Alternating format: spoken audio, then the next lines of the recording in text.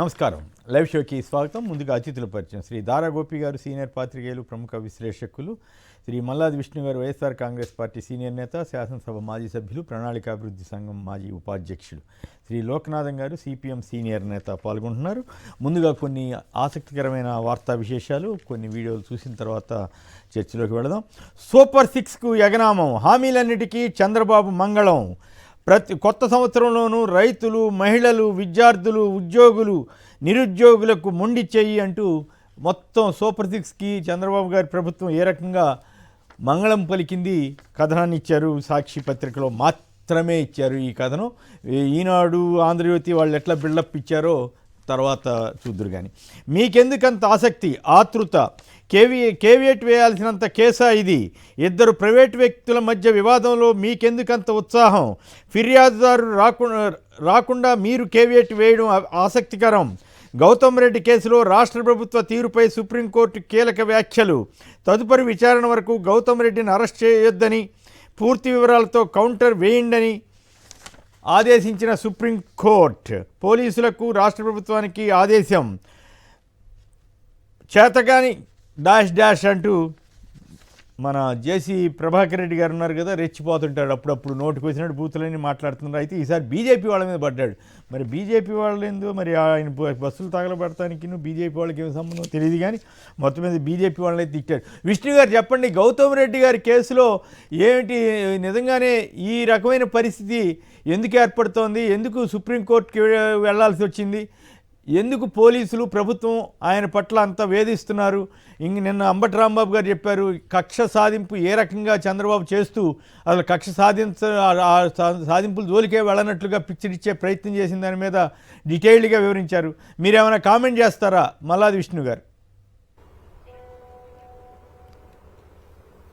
అంటే సుప్రీంకోర్టు తన ముందుకు వచ్చినటువంటి అంశాన్ని పరిశీలిస్తే రాష్ట్ర ప్రభుత్వం యొక్క అత్యుత్సాహం అనేది ఈ కేసులో కనపడుతుందనేది స్పష్టంగా మనం చెప్పొచ్చు. ఎందుకంటే సుప్రీంకోర్టు దాకా వెళ్లాల్సినటువంటి కేసు కాదు. బట్ కానీ వెళ్లి వాళ్ళ ముందు ఆర్గ్యుమెంట్స్ చెప్పడం ద్వారా థర్డ్ పార్టీ అంటే ఎవరైతే కంప్లైంట్ దారుడు ఉన్నారో అతనికన్నా ముందే రాష్ట్ర ప్రభుత్వం భుజాన్ని వేసుకుని దాన్ని సుప్రీంకోర్టు వద్ద ప్రతిపాదించింది. వాదనలు వినిపించడం, క్యావియేట్ వేయటము. అంటే ఇటు పక్క ఉన్నటువంటి వ్యక్తుల పట్ల ప్రభుత్వం వ్యవహరిస్తున్నటువంటి తీరుని సుప్రీంకోర్టు కూడా గమనించి ఆ కామెంట్ చేసింది. ఇది ఖచ్చితంగా మనకి ఆంధ్రప్రదేశ్ ప్రభుత్వంలో ఈ 6 నెలల్లో జరుగుతున్నటువంటి కేసులకి, అక్రమంగా పెడుతున్నటువంటి, అన్యాయంగా పెడుతున్నటువంటి కేసులకి దానికి సంబంధించినటువంటి కామెంట్గా మనం పరిగణలోకి తీసుకోవచ్చు. అంటే సోషల్ మీడియాలో కూడా ఇట్లాగే రామ్ గోపాల్ వర్మ ఇట్లా అన్నారు, మా నాయకుడిని అన్నారు, లేకపోతే ఇంకోళ్ళు అన్నారు, లేదా ఇంకోళ్ళు సోషల్ మీడియాలో ఇట్లాంటి పోస్టులు పెట్టారంటూ ఎవరెవరో తెలుగుదేశం వాళ్ళు కేసులు 40-50 స్టేషన్లు, 15-20 స్టేషన్లు ఇట్లా పెట్టారు కదా. మరి వాటన్నిటికీ కూడా ఇది వర్తిస్తుందంటారా? ఈ రకంగా అంటే రాష్ట్ర ప్రభుత్వం దుర్మార్గంగా కక్ష సాధిస్తోంది చంద్రబాబు గారి ప్రభుత్వం అనడానికి ఇవన్నీ ఉదాహరణలు అవుతాయా? ఏకపక్షంగా కావాలని ఒక్కొక్క వ్యక్తి మీద అనేక 15 కేసులు, 20 కేసులు, వివిధ పోలీస్ స్టేషన్లో పెట్టినటువంటి కేసులు అన్నిటికీ కూడా ఇది ప్రతిబింబిస్తుంది. ఎందుకంటే ఈ మధ్య కాలంలో హైకోర్టు కూడా పోలీసు యంత్రాంగం పట్ల, వారు పెడుతున్నటువంటి కేసుల పట్ల, వారు సబ్మిట్ చేస్తున్నటువంటి సాక్ష్యాల పట్ల అసంతృప్తిగా ఉండి కొన్ని కామెంట్లు కూడా రాష్ట్ర హైకోర్టులో ఉన్నటువంటి న్యాయమూర్తులు కూడా కామెంట్ చేయడం జరిగింది. పోలీసుల యొక్క వైఫల్యం కానీ, పోలీసుల యొక్క అత్యుత్సాహం కానీ, పోలీసులు పెడుతున్న ఏకపక్ష కేసుల విషయంలో. కాబట్టి ఖచ్చితంగా రాష్ట్ర ప్రభుత్వం పెడుతున్నటువంటి అన్ని కూడా అక్రమంగా, అన్యాయంగా పెడుతున్నటువంటి కేసులన్నీ ఆంధ్రప్రదేశ్ ప్రజలందరికీ కూడా ఈ 2 సందర్భాల్లో క్లియర్ గా అర్థమైందని చెప్పి మనం చెప్పొచ్చు. రైట్. గోపి గారు చెప్పండి, మీరు కూడా విజయవాడలోనే ఉంటారనుకుంటా కదా. ఏమిటి గౌతమ్ రెడ్డి గారి కేసులో సుప్రీంకోర్టు దాకా వెళ్లాల్సిన పరిస్థితి క్రియేట్ చేయడం, ఇదంతా కక్ష సాధింపు కింద కనపడుతోందా? ఉన్నా లేకపోయినా కేసులు పెట్టడం, ప్రైవేటు వ్యవహారాలని అంటగట్టడం, అలాగే జేసీ ప్రభాకర్ రెడ్డి గారు బూతులు తిడతా బీజేపీ వాళ్ళని తిట్టాడు. దాని గురించి మీ దగ్గర ఏమైనా సమాచారం ఉంటే చెప్పండి. కేసీఆర్ గారు నమస్తే అండి. ఇప్పుడు ఈ ప్రభుత్వం వచ్చిన దగ్గర నుంచి కక్ష సాధింపు మొదలైంది అనేది మన ప్రజలందరూ చూస్తూనే ఉన్నారు. ఏకపక్షంగా సోషల్ మీడియాలో అరెస్టులు జరుగుతున్నాయి. రామ్ గోపాల్ వర్మ పైన కూడా దాదాపు 16-17 కేసులు 17 చోట్ల రాష్ట్ర వ్యాప్తంగా వివిధ జిల్లాల్లో. ఇప్పుడు రామ్ గోపాల్ వర్మ గారు అడిగారు, సరే నేను చంద్రబాబు గారిని తిట్టాను, కోపమో బాధో చంద్రబాబు గారికి ఉండాలి కానీ వీళ్ళందరికీ ఎందుకు అని మాట్లాడారు. అది నిజంగానే సబబే అనిపిస్తోంది. సో అట్లా కేసులు అది పెట్టుకుంటూ కూడా ఏడాది వెళ్తున్నారు. 2 ఏళ్ళు 3 ఏళ్ల తర్వాత అది కూడా 3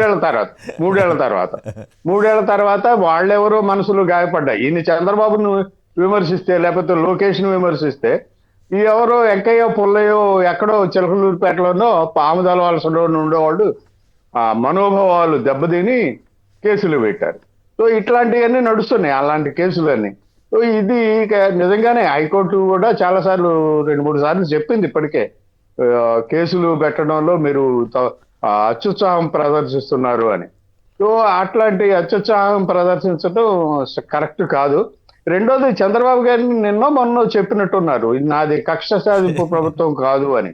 కానీ అది అలా చెప్పుకోవాల్సి వచ్చింది అంటే ప్రజలు అలా భావిస్తున్నారు అని ఆయన వరకు కూడా వెళ్ళి ఉంటుంది బహుశా. అందుకే ఇది కక్ష సాధింపు ప్రభుత్వం కాదు అని ప్రత్యేకించి చెప్పుకోవాల్సిన పరిస్థితి వచ్చింది. ఇప్పుడు గౌతమ్ రెడ్డి విషయంలో కూడా గౌతమ్ రెడ్డి ఇష్యూలో ప్రైవేట్ వ్యక్తుల మధ్య కేసును కూడా ప్రభుత్వం పోలీసులు చొరవ చూపించి అడావుడి చాలా అత్యుత్సాహం ప్రదర్శిస్తున్నారు. ప్రైవేట్ వ్యక్తుల కేసు అది, ఏదో ఒక ప్రైవేట్ వ్యక్తి తన ఆస్తికి సంబంధించిన కేసు, అది ప్రైవేట్ గా తేలాల్సిన కేసు. దాంట్లో ప్రభుత్వానికి ఏం సంబంధం ఉందో తెలియదు. ప్రభుత్వం చాలా ఇదిగా అత్యుత్సాహం ప్రదర్శిస్తోంది. పోలీసులు కూడా చాలా అత్యుత్సాహం ప్రదర్శించి ఎక్కడున్నాడు ఏంటి అని ఎతకడము. ఇదంతా కూడా ఏంటంటే అర్ధరాత్రి వేళ ఇంటికి వెళ్ళి మహిళలను సైతం భయపెట్టడం ఇవన్నీ చేశారు. అవును, అర్ధరాత్రి ఇంటికి వెళ్ళారు, మహిళలను ఇబ్బంది పెట్టారు, ఇల్లంతా సెట్ చేశారు. కరెక్ట్ కాదు. జేసీ ప్రభాకర్ రెడ్డి గారు గొడవ ఏంటంటే మాట్లాడితే బూతులు తిడతాడు, మరి అయినా కూడా తెలుగుదేశం వాళ్ళు ఎవరు నోరు విప్పే పరిస్థితి లేదు, ఎవరు మాట్లాడరు. బీజేపీ వాళ్ళ మీద పడ్డాడు ఈసారి ఆయన. ఆయన రాజకీయాలు ఆయనవి, అందులో ఆయన నోరు బారేసుకోవడం అనేది చాలా చాలా సర్వసాధారణమైన విషయం. తెలుగుదేశం వాళ్ళు ఎవరు ఆయన ఏం మాట్లాడినా తెలుగుదేశం వాళ్ళు ఎవరు మాట్లాడరు. వేద మంత్రాల్లాగా వినిపిస్తాయేమో వాళ్ళకి, వేద మంత్రాలు. అండ్ మిగిలిన వాళ్ళు ఎవరైనా అదే మాటలు మాట్లాడితే బూతులు మాట్లాడుతున్నారు అని చెప్పి మాట్లాడతారు. జేసీ ప్రభాకర్ రెడ్డి కానీ దివాకర్ రెడ్డి కానీ అన్నదమ్ములు వాళ్ళిద్దరూ ఏం మాట్లాడినా కూడా వీళ్ళకి లెక్కలోకి రాదు. వేద పండితులు ఆశీర్వచనాలు. దివాకర్ రెడ్డికి కంటే ఘోరంగా మాట్లాడుతున్నారు. దివాకర్ రెడ్డి మరి ఇంత బూతులు మాట్లాడకపోయినా ఏదో ప్రభాకర్ రెడ్డి చాలా ఎక్కువ మాట్లాడుతున్నారు. జేసీ ప్రభాకర్ రెడ్డి జేసీ నాగిరెడ్డి గత ఏడాది కాలంగా ఆయన తండ్రి జేసీ నాగిరెడ్డి గారికి చాలా పరువు ప్రతిష్ఠ ఉండేది. నేల సంజీవ్ రెడ్డి గారికి అత్యంత సన్నిహితుడిగా ఉండి రాజ్యసభ సభ్యుడిగా ఇట్లా కూడా పనిచేశారు. అలాంటి వ్యక్తికి పుట్టిన పిల్లలు వీళ్ళు తెచ్చుకోవాల్సిన టైంలో ఈ రకంగా అప్రతిష్ట పాలవుతుంది. అదే పండిత పుత్ర అంటారు కదా, అట్లా మాట్లాడితే నోరు తెరిస్తే బూతులే సార్, బూతులేనండి. బూతులు లేకుండా మాట్లాడట్లేదు. అవును, బూతులు లేకుండా మాట్లాడట్లేదు ప్రభాకర్ రెడ్డి దగ్గర నుంచి. రైట్. నాడు సురక్ష నేడు శిక్ష. దీర్ఘకాలిక వ్యాధిగ్రస్తుల పట్ల కనికరం చూపని కూటమి ప్రభుత్వం. గత ప్రభుత్వంలో ఆరోగ్య సురక్ష ద్వారా మందుల డోర్ డెలివరీ, ప్రతి నెల ఏఎన్ఎంలతోటి పీసీహెచ్ఎల్తోటి రోగుల ఇళ్ల వద్ద అందజేత. కూటమి ప్రభుత్వం రాగానే ఆ కార్యక్రమానికి మంగళం. ఖరీదైన మందుల కొనుగోలుకు రోగుల తీవ్ర అగచాట్లు. కిడ్నీ, గుండె మెదడు సంబంధించిన దీర్ఘకాల వ్యాధిగ్రస్తులు సతమతమవుతున్నారంటూ మరో వార్తనిచ్చారు. లోకనాథన్ గారు, ఈ ఆరోగ్యశ్రీని అటకెక్కించడం కానీ ఇళ్ల వద్దకు తీసుకువెళ్ళి మందులు ఇచ్చినటువంటి జగన్ ప్రభుత్వాన్ని తోసిరాదని ఇప్పుడు అసలు ఆ కార్యక్రమాన్నే ఎత్తివేస్తున్నారట. పేద ప్రజలంతా ఇప్పుడు సంతోషంగా ఉన్నారని మరోవైపు ఈనాడు, ఆంధ్రజ్యోతి, చంద్రబాబు గారు, పవన్ కళ్యాణ్ వీళ్ళంతా చెబుతుంటారు. మరి మందులు ఇవ్వకపోయినా కూడా సంతోషంగా ఉంటారా? సంక్షిప్తంగా చెప్పండి. నమస్తే కేఎస్ఆర్ గారు. వాస్తవంగా నేను కేబినెట్ జరిగింది. ఆ కేబినెట్ లో మందులకు సంబంధించి 900 కోట్ల రూపాయలు బకాయిలు ఉన్నాయనేది వాళ్ళే చెప్పుకున్నారు, కేబినెట్ లోనే చర్చించుకున్నారు. వాస్తవంగా ఆరోగ్యశ్రీ పేదలకి జీవితాల్లో చాలా కీలకమైన పథకంగా ఉంది. అట్లాగే 108, 104 యొక్క సేవలు మామూలు సేవలు కాదు. ప్రజల్ని ఆ మాత్రమైన సరైన సమయంలో వైద్యం అందుతుందంటే వాళ్ళ యొక్క సేవలు. మందులకు సంబంధించిన దాంట్లో కూడా చంద్రబాబు నాయుడు గారు ఇప్పుడు భ్రమంలో బతికేస్తాడు, మందులు కూడా భ్రమంలోనే వచ్చేస్తాయనే దగ్గర ఉన్నట్టున్నారు. దానికి సంబంధించిన నిధుల కేటాయింపులు విషయంలో కానీ, లేదు ప్రజలందరికీ అందుబాటులో వెళ్తున్నాయా లేదనే దగ్గర కాకుండా ఇప్పుడు మేము బకాయిలు ఉన్నాం, బకాయిలు తీర్చలేని పరిస్థితి వచ్చేస్తుంది అనేది కూడా మీరు చూసే ఉంటారు. అవును. పవన్ కళ్యాణ్ గారు ఎంత బకాయిలు ఉన్నాయి ఏంటనేది కూడా కేబినెట్ లో చర్చ వచ్చింది. 1,30,000 కోట్ల రూపాయలు బకాయిలు ఉన్నాయనేది చెప్తా ఉన్నారు. ఇవన్నీ ఎక్కడి నుండి ఈ రెవెన్యూని తీసుకురావాలి? కేంద్ర ప్రభుత్వం మీద ఒత్తిడి తీసుకురావాలి. ఆ రకం కాకుండా ప్రజలకు ఇచ్చే సంక్షేమ పథకాలని కోత పెట్టి సర్దుబాటు చేయటం అనేది సరైనది కాదు. కాబట్టి 900 కోట్లు సంబంధించిన దానిలో చర్చ జరగడం కాదు, అదొక యాంగిల్ అనుకోండి. పాయింట్ ఏంటంటే కోరుతా ఉన్నాం. గతంలో జగన్ గారి ప్రభుత్వం దీర్ఘకాలిక వ్యాధిగ్రస్తులకి, వాళ్ళు నడవలేని వాళ్ళకి, ఇటువంటి వాళ్ళకి ఇళ్ల దగ్గరే ఉద్యోగుల్ని పంపించి మందులు అందజేస్తే ఇప్పుడు ఆ కార్యక్రమం ఎత్తేస్తున్నారట. అది ఇంట్రెస్టింగ్ పాయింట్. అంటే ఈ ప్రభుత్వం అనేకం ఎత్తేస్తుంది, ఇప్పుడు చివరికి ఈ రోగులను కూడా వదిలిపెట్టట్లేదా అనే ప్రశ్న సంబంధించిన దాంట్లో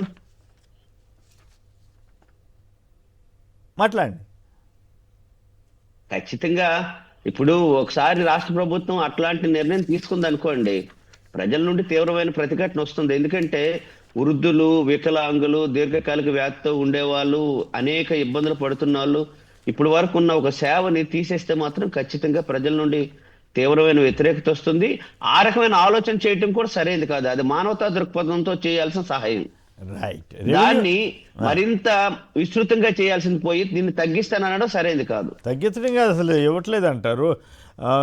ఇది కూటమి ప్రభుత్వం రాగానే ఆ కార్యక్రమానికి మంగళం పలికిందంట. జగన్ గారేమో వాళ్ళందరి పట్ల సానుభూతితోటి ఇళ్ల దగ్గరికి ఇచ్చిరండి, వాళ్ళు ఆసుపత్రులకు వెళ్ళలేరు కదా అంటే, ఈ ప్రభుత్వం ఏమో మీ సాగు మీరు రావన్నట్టుగా వ్యవహరిస్తోందేమో అనేటువంటి భావన ఈ వార్తలో కనిపిస్తోంది. రెవెన్యూ నిబంధనలపై మంత్రుల కమిటీ కేబినెట్ నిర్ణయాలు వెల్లడించిన మంత్రి పార్థసారథి.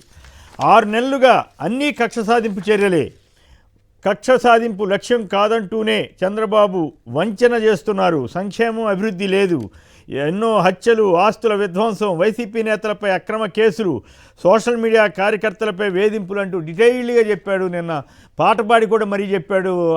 ఏది అవునంటే కాదనిలే చంద్రబాబు గారి మాట అంటూ అంబటి రాంబాబు గారు నిన్న డీటెయిల్డ్గా వివరించారు ఆ ఉదాహరణలతో సహా. అయితే పవన్ కళ్యాణ్ గారు ఇంగ్లీష్ అవసరమే కానీ మాతృభాషపై పట్టుండాలన్నారు. ఎంతవరకు ఈ ఒక్క పాయింట్ ఇంగ్లీష్ అవసరం అని ఈయన చెప్పడం మాత్రం అంతవరకు ఒప్పుకోవాలి. మిగతా విషయాలు ఎట్లా ఉన్నప్పటికి కూడా మొన్న అయితే మరి దారుణంగా తెలుగు ఇంగ్లీష్ మీడియం అసలు అక్కర్లేదన్నట్లుగా మన కూటమి నేతలు అనొచ్చో లేదా ఆ రచయితల సంఘం పేరు మీద జరిగినటువంటి సభ చెప్పారు. రైట్, ఇక బిల్డప్ బాబాయ్ దగ్గరికి వెళ్దామండి. జూన్లోగా తల్లికి వందనం అంట. జూన్లోగా తల్లికి వందనం అని ఏంటి అసలు విషయం ఏంటి? ఈ ఏడాదంతా ఎగ్గొట్టారన్నది పాయింట్. అది రాయకుండా గతంలో జగన్ గారి ప్రభుత్వం ఏదైనా ఒక స్కీమ్ సిపిఎస్ ఆయన కొద్దిగా లేట్ అయింది, దానికి రకరకాల ప్రయత్నాలు చేస్తే ఇంకేముంది సిపిఎస్ రద్దు చేస్తానన్నారు, చేయలేదు. మద్య నియంత్రణ ప్రయత్నం చేస్తుంటే మద్య నిషేధం చేస్తానన్నారు, చేయలేదు. ఇట్లా అమాంబాపతు వార్తలు రాసినటువంటి ఈనాడు, ఆంధ్రజ్యోతి వాళ్ళు ఏం రాసినది చూడండి. జూన్లోగా తల్లికి వందనం అంటారు. జూన్ అదే మరి ఏడాది అయిపోయింది కదా, నువ్వు గవర్నమెంట్లోకి వచ్చి ఫస్ట్ ఇయర్ ఇవ్వాలి కదా అని రాయలా. అబ్బే అట్లా రాయలా. తల్లికే తొలి వందనం అని ఆంధ్రజ్యోతి వాళ్ళ బిల్డప్. చూడండి ఎంత మోసం చేస్తున్నారనడానికి ఇది ఒక ఉదాహరణ. అయితే ఇంకో ఇంట్రెస్టింగ్ విషయం ఏంటంటే సాక్షి వాళ్ళు చాలా స్పష్టంగా రాశారు ఏమని, మొత్తం మంగళం పాడుతున్నారని. వీళ్ళు ఇండైరెక్ట్గా రాశారు. రైతు భరోసా రైతు భరోసాని త్వరలో అన్నదాత సుఖీభావగా ఇస్తారంట. ఓకే, ఎప్పుడు ఇస్తారంటే త్వరలో అంటే దానికి ఏమి షెడ్యూల్ ఏం చెప్పాలి అంటే ఈ ఏడాదికి అది కూడా రానట్టేనా అనే డౌట్ వస్తుంది కదా. అంతకంటే ఇంకో విషయం ఏంటంటే ఆ 2 పథకాల తర్వాతే మహిళలకు ఉచిత బస్సు ప్రయాణం అంట. వీళ్ళే చెబుతున్నారు జూన్లోగా తల్లికి వందనం అని. అంటే జూన్కి స్కూళ్ళు ప్రారంభించినప్పుడు అవి కూడా ఎంతమందికి ఇస్తారో అవేమి చెప్పలేదు. అంటే పత్రికా విలువలను దిగజార్చి ఈ రకంగా చేస్తున్నారని చెప్పడం కోసం దీని మీద కూడా మనం డీటెయిల్గా మాట్లాడుకున్నాం ప్రధాన చర్చగా. ఇక విశాఖ ఉక్కుకు కొత్త ఊపిరి, 17,000 కోట్లతో ప్రత్యేక ప్యాకేజీ అంటూ మరొక బిల్డప్ వార్త ఇచ్చారు. రోకలాథం గారు విశాఖ స్టీల్ ప్లాంట్కి సంబంధించిన కార్మిక నాయకులు కాబట్టి వారు చెప్పండి, ఇవాళ ఈ ఒక బిల్డప్ బాబాయ్ రాశారు. అయితే టెక్నాలజీ రూపంలోనూ జపాన్ సంస్థల రూపంలోనూ ఇవన్నీ చేస్తున్నారు అని ఒక బిల్డప్ ఇవ్వటమేనా, ప్రైవేటైజేషన్కి ఇదంతా కూడా ప్రయత్నమేనా, వాళ్ళు ఇచ్చిన హామీలని ఎగ్గొట్టడమేనా లోకనాథం గారు? ఖచ్చితంగాను. ఎందుకంటే 2047 యొక్క విజన్ యొక్క వివరాలన్నీ స్టడీ చేస్తే కార్పొరేట్ వాళ్ళకి, ప్రైవేట్ వాళ్ళకి విపరీతమైన భూములు కట్టబట్టు చేయటం, పెట్టుబడులు సహకరించడం అనేది దాని విజన్ యొక్క ప్రధానమైన అంశం. మీరు కావాలంటే అది స్టడీ చేస్తే నాకు అర్థమైన అంశాలు. అదే కాదు, ఈరోజు స్టీల్ ప్లాంట్ అనేది 1,00,000 మందికి ఉపాధి అవకాశాలు కల్పిస్తున్న ఒక కల్పతరువు. ఉత్తరాంధ్రలోనే అట్లాగే విడిపోయిన ఆంధ్రప్రదేశ్కి చాలా కీలకమైన కంపెనీగా ఈరోజు ఉంది. దానికి సంబంధించినప్పుడు ఎన్నికల్లో ఆయన గాజువాక బహిరంగ సభలో ఏమని చెప్పారు? విశాఖ స్టీల్ ప్లాంట్ నేను పరిరక్షిస్తాను, అవసరమైతే పవన్ కళ్యాణ్ గారు మేము ఇద్దరం ఒత్తిడి తీసుకొస్తామని చెప్పారు. దాదాపు 7 నెలలు అయింది. ఆ 7 నెలలకు సంబంధించిన దానిలో మినిస్టర్ గారు కుమారస్వామి గారు వచ్చారు, దానికి సంబంధించిన వివరాలన్నీ తీసుకెళ్లారు. ఈ రోజు కూడా ఆ సమస్య పరిష్కారం కాలే. పక్కనే ఉండే అంటే కర్ణాటక రాష్ట్రానికి సంబంధించి 247 మంది పనిచేస్తున్న స్టీల్ కంపెనీకి దాదాపు 15,000 కోట్ల రూపాయలు తీసుకెళ్లారు. కానీ విశాఖపట్నం 1,00,000 మందికి ఉపాధి అవకాశాలు కల్పించే, భవిష్యత్తులో ఎక్స్పాన్షన్ అయితే మరొక 1,00,000 మందికి ఉపాధి అవకాశాలు కల్పించే అవకాశం ఉంది. దీనికి సంబంధించి వాళ్ళు అడుగుతుంది సొంత గనులు కేటాయించండి. మిట్టల్ స్టీల్ ప్లాంట్ కి సొంత గనులకు సంబంధించిన దానిలో ముఖ్యమంత్రి గారు పవన్ కళ్యాణ్ గారు మాట్లాడతారు, విశాఖపట్నం సొంత గనుల గురించి మాట్లాడరు.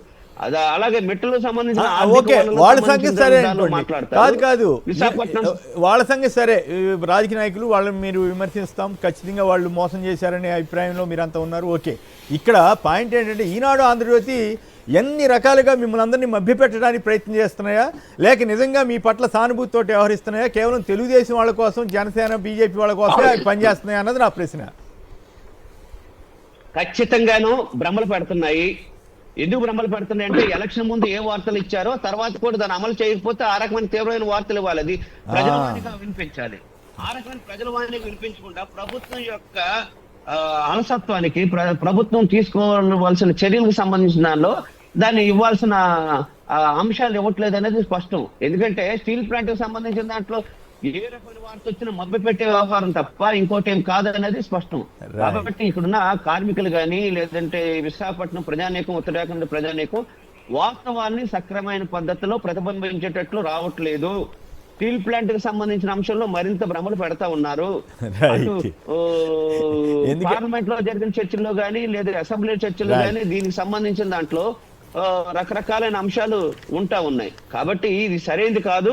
గత సందర్భంలో విశాఖపట్నం స్టీల్ ప్లాంట్ కి ఎట్లాంటి అయితే వార్తలు ఇచ్చారు, ఇప్పుడు కూడా అలాంటి వార్తలు ఇవ్వాలి. అప్పుడు ప్రజల వాణిగా వినిపించేదానికి అది ఆశించడం మీకు అత్యాశ అవుతుందేమో, అది ఆశించడం అత్యాశ అవుతుందేమో. ఎందుకంటే ఆ మధ్య ఇంకేముంది, శైలులో ఎన్నికలు చేయబోతున్నారని ఈనాడు వాళ్ళు పెద్ద ఎత్తున రాశారు.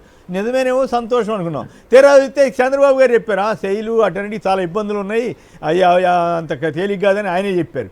మళ్ళీ పైగా అసలు ఇవన్నీ అయ్యేదా పోయేదా అని మాకు అప్పుడు తెలియలేదు, ప్రతిపక్షంలో ఉన్నప్పుడు విశాఖ స్టీల్ గురించి రాష్ట్ర ప్రభుత్వం అప్పుల గురించి తెలియదు అంటారు, అయినా కూడా హామీలు ఇస్తారు 14 లక్షల కోట్లని. ఇప్పుడు విశాఖ స్టీల్ గురించి సెంటిమెంట్ అని అప్పుడు చెప్పారు, ఇప్పుడు సెంటిమెంట్ ఏంటంటే మొన్న డైరెక్ట్గా ఒక రోజున అన్నారు కదా, ఏం సెంటిమెంటు, పతాక సెంటిమెంట్లు ఉంటాయా అని కూడా అనగలిగారు. వాటినేవి ఎక్కడ ఈనాడు ఆంధ్రజ్యోతి కవరప్ చేసేసి ఇట్లాంటి నిజంగా జరిగితే సంతోషమే, ఏదోటి బాగు చేసి మంచిగా చేస్తే. కానీ చేసినా చేయకపోయినా చేసేసినట్లుగా రాజకీయ నాయకులు అంటే ఘోరంగా వీళ్ళు తయారయ్యారన్నదే నా బాధ. రవి గారు ఒకరి లైన్లో ఉన్నారు. రవి, హలో, నమస్కారం, మాట్లాడండి సంక్షిప్తంగా. ఏం కదా, ఇప్పుడు గౌతమ్ రెడ్డి అరెస్ట్ అయినా ఇంకోళ్ళు అరెస్ట్ అయినా అరెస్ట్ చేస్తూనే ఉంటారండి.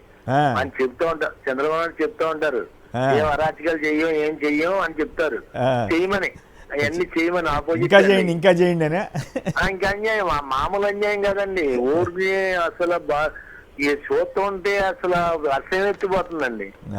ఈ ప్రవర్తన చూస్తా ఉంటే ఈ చంద్రబాబు ఇప్పుడు ఈయన ఉన్నారండి, పవన్ ఉన్నారు. పవన్ ఏంటో మౌనంగా ఉంటాడు. అసలు ప్రశ్నించవచ్చాను ఏం ప్రశ్నించలేడండి ఆయన. మౌనంగా ఉన్నా పర్వాలా, పైగా అక్కడ జరిగే అరాచకాలన్నింటినీ సమర్థిస్తున్నాడు, అది బాధాకరం. అది సమర్థన గొడవ జరిగితే మా వాళ్ళు కొడతారా ఏంటి? ఇప్పుడు రాజకీయంలో వచ్చిన తర్వాత తోలు తీస్తాడంట ఆయన కూడా. నిన్న కడపలో దాని మీద జోకేస్తూ ఫ్లెక్సీ వెలిసిందంట, తోలు వ్యాపారి అని చెప్పి ఏమేమి తోలు తీస్తావు ఏంటనేది ఆయన రాచమల్లి శివప్రసాద్ రెడ్డి గారు ఎక్స్ఎమ్మెల్యే చాలా ఇంట్రెస్టింగ్ కామెంట్లు కూడా చేశారు. అయ్యా నువ్వు తోలు తీయాల్సింది సెక్రటరీ. నోటుకు వచ్చింది ఏం మాట్లాడుతున్నావు అర్థం లేకుండా లేకుండా మాట్లాడడం కరెక్టే. అసలు అర్థమే రావట్లా మనిషికి. బయట కూడా సిద్ధంగా ఉంది. ఆయన పవన్ కళ్యాణ్ గారు తోలు తీస్తానంటే శివప్రసాద్ రెడ్డి గారు ఏం చెప్పారో ఒకసారి ఆ బయట చూసిన తర్వాత మిగతావి కూడా విందాం. అది సంగతి. ఆయన పిఠాపురంలో రేప్ చేసిన వాళ్ళని కానీ ఈస్ట్ గోదావరిలో కానీ ఇతరత్ర ఆయన సొంత ఏరియాలో మాత్రం ఎవరు తోలు తీయడంట. అక్కడెక్కడికి వెళ్ళి చిన్న గొడవ జరిగితే తోలు తీస్తానని చెబుతున్నాడు ఆయన రవి గారు. ఇప్పుడు ఆ మిత్రుడు రవి ఆయన గుర్తు చేస్తే గబాన్లో ఆ వీడియో గుర్తుకొచ్చింది. తర్వాత కృష్ణమోహన్ గారు మరొకరి లైన్లో ఉన్నారు. కృష్ణమోహన్ గారు నమస్కారం, మాట్లాడండి. నమస్తే అండి. టీవీ వింటూ మాట్లాడకూడదు మిత్రం, డిస్టర్బెన్స్. సూపర్ సిక్స్ అదే చెప్పారు కదా. ఇప్పుడు బిల్డప్ బాబాయిల గురించి కూడా చెప్పా కదా. ఇప్పుడు కరెంటు బిల్లులు పెంచడానికి కారణం ఏంటంటే సూపర్ సిక్స్ ఎక్కొట్టడానికి అండి. అంతేనా? 5,000 6,000 బిల్ లిమిట్ ఉందండి. అది దాటితే ఒక్క పథకం కూడా వర్తించదు. ఓ అరే భలే కీలకమైన పాయింట్ చెప్పారే. అందులోకి తీసుకొస్తారండి ఇప్పుడు తెలివిగా వీళ్ళు. ఓహో, దానికోసం ఎన్ని ప్లాన్ చేస్తున్నారా? కరెంటు బిల్లు పెరిగిపోయింది అని చెప్పి 10 మంది ఉన్నారు అనుకోండి, 5గురు ఎరగొట్టేస్తారు అందులో. వచ్చేది ఎండాకాలం ఎలా లేదన్నా 4 ఫ్యాన్లు వేసుకుంటారు ప్రతి ఇంట్లోనూ. బిల్లు పెరుగుతుంది, స్కీమ్ రాదంటారు. అంతే. ఇంకా అడగడానికి నాకు దిక్కు ముక్కు ఎవరు ఉంటారు ఇక్కడ. అడిగితే కేసు రెడ్ బుక్ రెడీగా ఉంటది కదా అడిగితే. ఇంతకుముందు ఏంటంటే వాలంటీర్ సచివాలయం ఎవరు ఉండేవారు వాళ్ళని అడగడానికి. అవును. ఇప్పుడు ఎంఆర్ఓ ఆఫీస్కి వెళ్తే విఆర్ఓ ఉండడు, ఎంఆర్ఓ ఉండడు. ఇక్కడ ఉన్నారంటే ఎవరు మంత్రి గారు వస్తున్నారు, ఎమ్మెల్యే గారు వస్తున్నారు, వాళ్ళు కూడా వెళ్తారు వాళ్ళు. అంతే, అయిపోయాయి. మాకు బండిలో పెట్రోల్ వేయించుకోవడం సరిపోతుంది. అయినా చాలా ప్రజలంతా సంతోషంగా ఉన్నారని చెప్తున్నాడు కదా చంద్రబాబు గారు, వీళ్ళంతా పవన్ కళ్యాణ్ గారు. అవును సార్, ఈనాడు ఆంధ్రజ్యోతి చదివితే ఆకలి కూడా ఏదండి మనకి. ఆకలి కూడా ఏదా విష్ణు గారు? మీకు కూడా ఆకలి ఎట్లేదా విష్ణు గారు ఈనాడు ఆంధ్రజ్యోతి అయితే? అదేగా సార్, వాళ్ళు రాసేటటువంటి వార్తలు అందరికీ అన్ని అందుతున్నాయని, అందరూ సంతోషంగా ఉన్నారని, అభివృద్ధి జరిగిపోయిందని, ఉద్యోగాలు వచ్చాయని, పెట్టుబడులు వచ్చాయని, ఎక్కడ ఏమీ లేదని, శాంతి భద్రతలు అదుపులో ఉన్నాయని, అన్ని రకాలుగా ప్రభుత్వం ముందంజలో ఉందన్నట్టు రాస్తారు. ఆయన చెప్పింది కరెక్టే. కాబట్టి ఆ వివక్షత దాన్ని అందరూ కూడా అర్థం చేసుకోవాల్సినటువంటి అవసరం ఉన్నటువంటి పరిస్థితి ఇప్పుడు ఆంధ్రప్రదేశ్లో ఉంది. కాబట్టి మనం చెప్తున్నట్టు సూపర్ సిక్స్ అంటే వాళ్ళు సూపర్ సిక్స్ అంతా అమలు చేసేసాము అంటున్నారు. సిలిండర్లు ఇచ్చేసాము, అమ్మఒడి చేయబోతున్నది కూడా చేసేసాము అన్నట్టుగా దాని మీద డీటెయిల్ గా మాట్లాడదాం. అయితే పనిలో పని ఇంకొక కామెంట్ చేయండి. బాబుని తిట్టు అయినా పోస్ట్ పట్టంట. పాపం ఈయనెవరో బుడితి రాజశేఖర్ సర్వీస్ పొడిగింపుపై విస్మయం. బుడితి రాజశేఖర్ ఆయన మీద ఈనాడు సాక్షి వాళ్ళు ఆంధ్రజ్యోతి వాళ్ళు మామూలుగా రోజు ఏదో ఒక బ్లాక్మెయిల్ వార్త రాస్తుంటారు కదా, అందులో భాగమా లేకపోతే నిజంగానే బాబుని తిట్టారని చెప్పి పోస్ట్ ఇవ్వద్దని రాస్తున్నారు. అట్లాగే ఏదో బకెన్ మట్టిదందా అంటే కొల్లు రవీంద్ర దగ్గర పైరువి జరుగుతోందని చెప్పి వాళ్ళు రాశారు. ఏమిటి ఆంధ్రజ్యోతి వాళ్ళు బ్లాక్మెయిల్ తీరు మీకేమనిపిస్తూ ఉంది? బ్లాక్మెయిలా నిజంగా వాళ్ళు చెత్తసూతోటి రాస్తున్నారా? చెత్తసూతోటి రాస్తే తల్లికి వందనం గురించి కూడా రాయాలి కదా, తప్పు మోసం చేస్తున్నారని. అంటే ఇప్పుడు కేబినెట్ లో ఉన్నటువంటి మంత్రులు అందరి మీద కూడా ఒక వ్యవసాయ శాఖ మంత్రి పేషి మీదేమో ఈనాడు రాసింది. అలాగే ఈ రోజు కొల్లు రవీంద్ర గారు సంబంధించినటువంటి దాని మీదేమో వీళ్ళు రాశారు. ఇట్లా రకరకాలుగా అనమాట. ఏంటంటే అదుపులో పెట్టుకోవడం. చంద్రబాబు నాయుడు లేకపోతే లోకేష్ వాళ్ళిద్దరూ సూపర్, వీళ్ళంతా డోపర్ అన్నట్టుగా వీళ్ళ మీద నిఘా పెట్టినట్టుగా వీళ్ళ మీద జరుగుతున్నటువంటి వాస్తవాలని ప్రజలకు తెలియజేసే విధంగా ఈ వివక్షతను కేబినెట్ లో చర్చించరు. ఎందుకు ఉన్నది రాస్తున్నారా, లేని రాస్తున్నారా, ఎలా రాస్తున్నారు ఏంటనే అంశాలు తెలియదు. ఖచ్చితంగా ఈ రోజు ఒక పైరువి జరుగుతుందని చెప్పని పెద్దలు ఇంటర్ఫీర్ అయ్యారని చెప్పని దీంట్లో ఈ కొల్లు రవీంద్ర గారి దానికి సంబంధించిన అంశంలో రాయటం జరిగింది. ఖచ్చితంగా ఏంటంటే కొన్ని సెలెక్ట్ చేసుకుంటున్నారు. సెలెక్ట్ చేసుకుని వాళ్ళు ఈ వ్యవహారం నడుస్తుందని చెప్పని భావించాల్సినటువంటి అవసరం ఉంది. ఈ ఐఏఎస్ ఆఫీసర్ విషయంలో కూడా బ్లాక్ మెయిలింగ్ ఐఏఎస్ ఏంటంటే సార్, ఇప్పుడు ఆయన ఒక ఆఫీసరు రిటైర్ అయిపోయారు, ఆయన సేవలు కొనసాగించాలని రాష్ట్ర ప్రభుత్వం ఇంకొక సంవత్సరం పాటు ఎక్స్టెన్షన్ చేసింది. అంటే ఇప్పుడు ప్రతిదీ కూడా అధికారులందరూ వైసీపీ అన్నట్టుగా చెప్తున్నారు వీళ్ళు. ఏంటంటే ఇప్పుడు ఆ ప్రభుత్వంలో ఉండే వాళ్ళకి అసలు అర్థం కాదు. మొత్తం వాళ్ళ పేషీలో ఉన్న వాళ్ళు కూడా వైసీపీ అంటారు రేపు ఎల్లుండు. ఆ చుట్టుపక్కల ఉండే అధికారులు అంటే మా దగ్గర పనిచేసినటువంటి వాళ్ళు కూడా చాలా మంది ఉన్నారు. హెలికాప్టర్లో చంద్రబాబు నాయుడు గారు హెలికాప్టర్లు ఎక్కి తిరుగుతూ ఉన్నారు కొంతమంది. ఇక్కడ పనిచేసిన వాళ్ళందరూ కూడా వైసీపీ ఏజెంట్లే అంటారు. దానికి అర్థం ఉండదు. ఒక ప్రభుత్వంలో పనిచేసినటువంటి అధికారులు ఇంకొక ప్రభుత్వంలో కూడా పనిచేయచ్చు. ఆయన చిత్తూరు కలెక్టర్ గా ఉన్నటువంటి ప్రద్యుమ్న మా ప్రభుత్వంలో కూడా పనిచేశాడు. ఆయన ఇప్పుడు చంద్రబాబు నాయుడు గారు కార్లు హెలికాప్టర్లో తిరుగుతున్నాడు. మరి ఆయన కూడా వైసీపీ అంటారు. కాబట్టి ఖచ్చితంగా అధికారుల మీద ఇటువంటి వార్తలు వచ్చినప్పుడు అది ఆచితూచి రాసుకోవాల్సిన అవసరం ఉంది. మరి ఎందుకు రాశారు, ఏ కోణంలో రాశారు? ఆయన 1 సంవత్సరం పాటు ఎక్స్టెన్షన్ కి అంత ఆయన చంద్రబాబుకి వ్యతిరేకమని లేకపోతే వైసీపీ అని ఈ రకంగా అర్థం వచ్చే విధంగా రాయడం అనేది కొంచెం కరెక్ట్ కాదేమో అని అనిపిస్తుంది. రైట్. అయితే ఇంకొక వార్త మీరు సమాధానం చెప్పాల్సింది, ఈ వైవి సుబ్బారెడ్డి గారి మీద పడుతున్నట్టున్నారు. మళ్ళీ 5 ఏళ్లు తిరుమల దోచుకున్నారంటే ఈనాడు వాళ్ళు పెద్ద ఎత్తున రాశారు. బ్రేక్ దర్శనాల మీద వాటి మీద. ఏమిటి ఇప్పుడు అందరూ అయిపోయారు. ఇప్పుడు వైవి సుబ్బారెడ్డి దాకా వెళ్ళారా వీళ్ళు?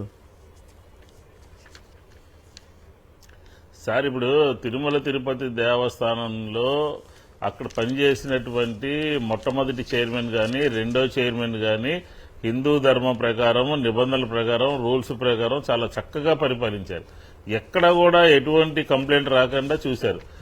దీన్ని ఏదో ఒక ఆయుధం ద్వారా తిరుమల తిరుపతి దేవస్థానాన్ని సర్వనాశనం చేశారు, అమ్మేసుకున్నారు, లేకపోతే దోపిడీ చేశారు, ఇలా జరిగింది అలా జరిగిందని ఒక ప్రజల్లో విషబీజాలు నాటాలి అని చెప్పిన ప్రయత్నంలో మొదలు పెట్టడం జరిగింది. అలాగే సుబ్బారెడ్డి గారి విషయంలో కూడా అదే సాధ్యపడుతుంది. ఎందుకంటే ఆయన చాలా మృదు స్వభావి, భక్తుడు, లేకపోతే ఒక కాంట్రవర్సీకి దూరంగా ఉండి పరిపాలన చేసినటువంటి వ్యక్తి. అలాంటి ఆయన దాంట్లో కూడా ఏదో జరిగిపోయింది. ఇప్పుడు లడ్డూ దాంట్లో ఏం జరిగింది? నిన్న కాక మొన్న తిరుమల తిరుపతి దేవస్థానానికి సంబంధించినటువంటి బోర్డు మీటింగ్ జరిగింది.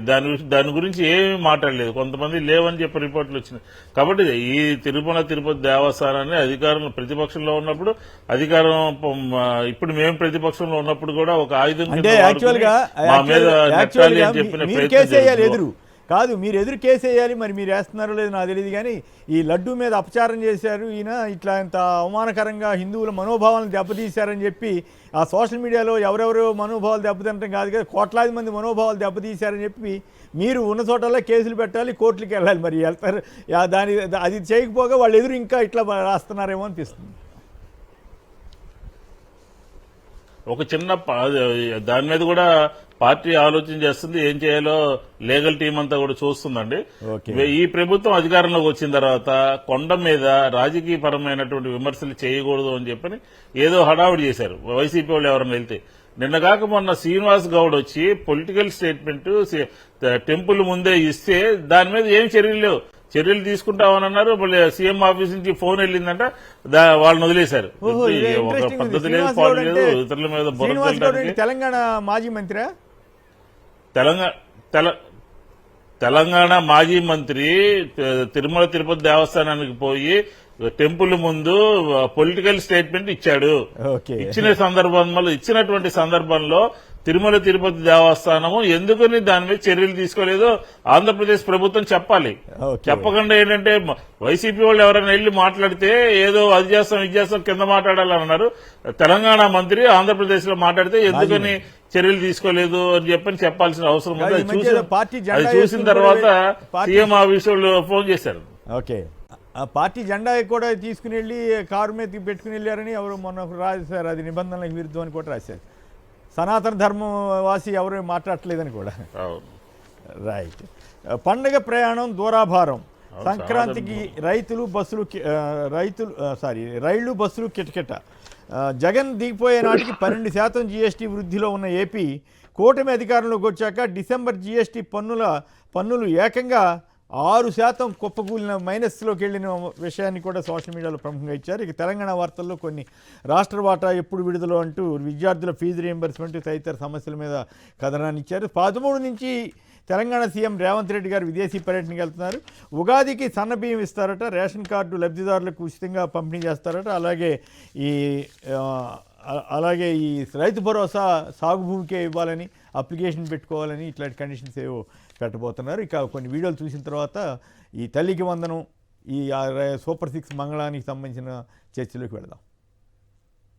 తల్లికి వందనం, ఇద్దరుంటే ఇద్దరికి ఇస్తా, ముగ్గురుంటే ముగ్గురికి ఇస్తా, నలుగురుంటే నలుగురికి ఇస్తా. నమ్మించి ముంచినారే, దొంగ దెబ్బ తీసినారే.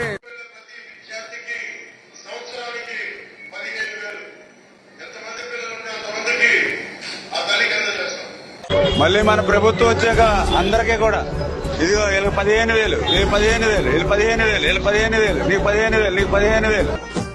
నమ్మించి ముంచినారే. రైట్, అవి సామాన్యుల భావాలు. ఇక సూపర్ 6కు ఎగనామం, హామీలన్నిటికీ చంద్రబాబు మంగళం. సాక్షి కథనం.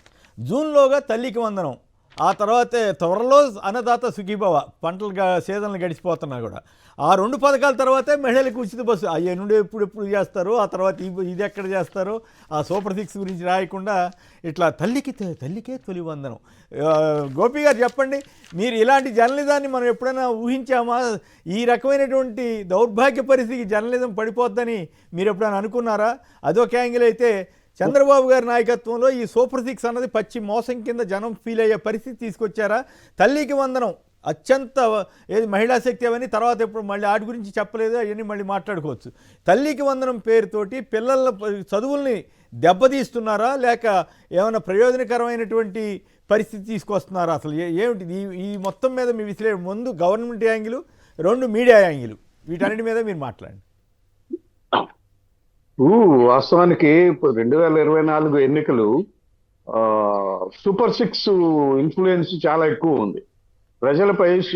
సూపర్ 6 హామీలను ప్రజల్లోకి తీసుకెళ్లడంలో కూటమి చాలా విజయవంతమైంది.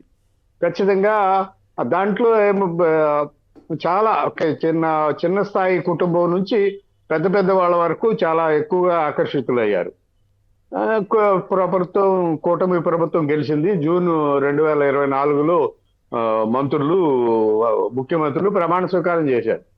తర్వాత మరి అమలు చేయాలి. ఇప్పుడు సూపర్ 6 అమలు చేయాల్సి వచ్చింది. అమలు చేయాల్సి వస్తే ఏమైంది? ఈ మొదటి సంవత్సరంలో సూపర్ 6లో ఒకటే ప్రధానమైనది గ్యాస్ సిలిండర్లు. మొదటి సంవత్సరాన్ని ఒకటే ఇచ్చారు. ఇప్పుడు ఈ 2025లో 2 సిలిండర్లు, మిగిలిన 2 సిలిండర్లు వస్తాయి. అంటే రెండో సంవత్సరానికి 2 సిలిండర్లు, సంవత్సరానికి 3 సిలిండర్లు అన్నవాళ్ళు మొదటి సంవత్సరంలో 1 సిలిండర్ ఇచ్చారు, రెండో సంవత్సరంలో 2 సిలిండర్లు ఇవ్వబోతున్నారు. ఇక 26లో 3 సిలిండర్లు వస్తాయి.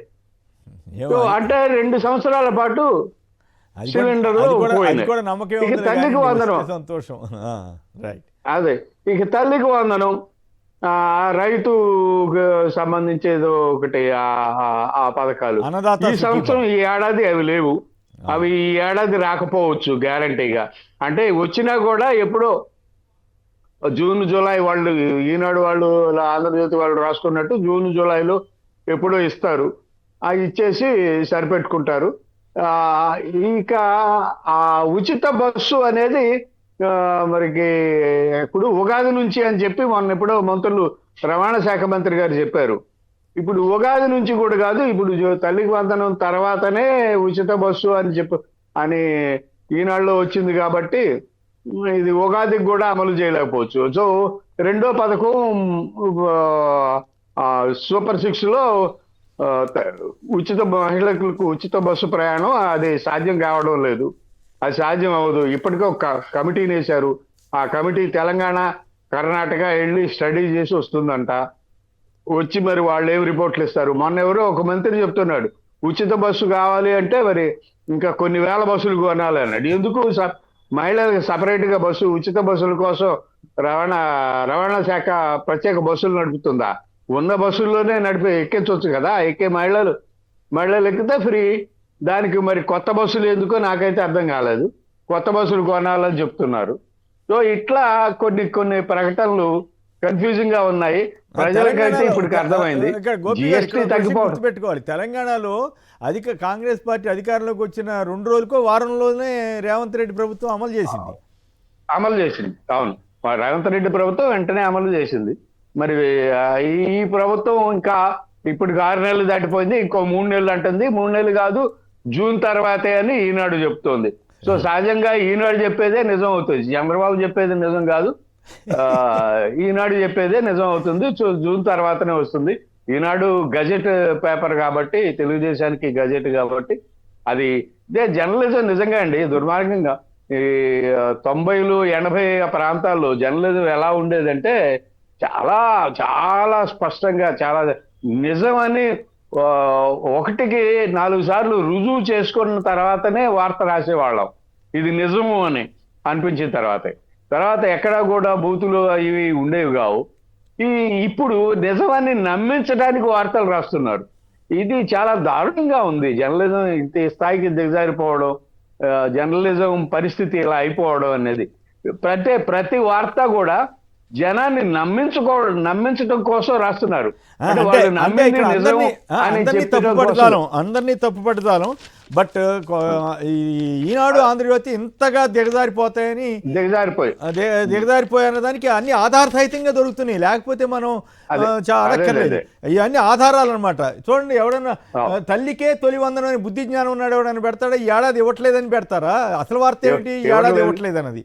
తల్లికే తొలి వందనం పెడతారు ఒక ఆయన హెడ్డింగ్, ఇంకో ఆయన ఏమో జూన్లోగా తల్లికి వందనం అని ఇంకో ఆయన పెడతాడు. అంటే పచ్చి మోసం చేస్తున్నాడు. చంద్రబాబు గారు మోసం చేస్తున్నా అంటే రాజకీయ నాయకుడు ఏదో ఆయన తంటాలు ఆయన పెడతారు. వీళ్ళిద్దరికి ఏమైంది? వీళ్ళిద్దరూ తెలుగు దేశం మీడియా అనండి, ఎల్లో మీడియా అనండి, వీళ్ళకేమి ఇదండి? ప్రజల్ని మోసం చేయాల్సిన అంత దౌర్భాగ్యం. అంటే వీళ్ళ ఇంట్రెస్ట్లు, వీళ్ళు బ్లాక్ మెయిలింగ్ పద్ధతులు, ఆయన మార్గదర్శి కేసులు, మార్గదర్శిలో బ్లాక్ మనీ, ఇవన్నిటిని కప్పిపుచ్చుకోవడం కోసం ఈ రకమైన డ్రామా ఆడతారా అనే విమర్శలు రావా?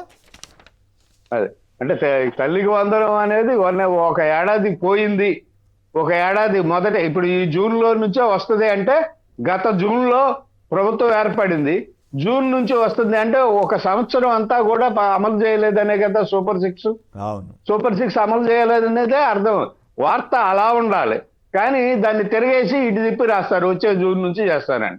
అంటే పోయిన జూన్లో ముఖ్యమంత్రి అయిన చంద్రబాబు నాయుడు వచ్చే 2020 ఉన్నట్టు అది అవి నిజంగా అట్లాంటి వార్తలు రావాల్సిన జర్నలిజం ఇప్పుడు మారిపోయింది.